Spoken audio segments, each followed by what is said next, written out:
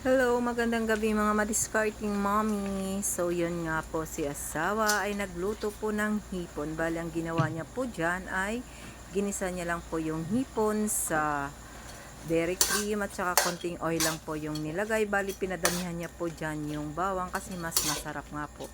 Bali, yung sinabaw po namin dyan ay Sprite. Di po kami gumamit ng tubig para mas masarap nga po. Bali, hapunan po namin yan. Kami po ay kagaling lamang sa bakery. Kami po ay nagluto ng aming ulam. So, ayan po, habang hinihintay po namin maluto, pinasok ko po yung aking anak sa salas habang ko po ay nag-aasikaso ng pagkuha po ng aming mga kakainin. Yan po madalas talagang pinapanood ng aking anak ang ganyan pong palabas. Mas okay po yan para lalo po siyang natututo. So yun po mga discarding mommy, for the kain na po ang mga person. Hindi ko po yan kinuha lahat ng ulam kasi marami naman po yan.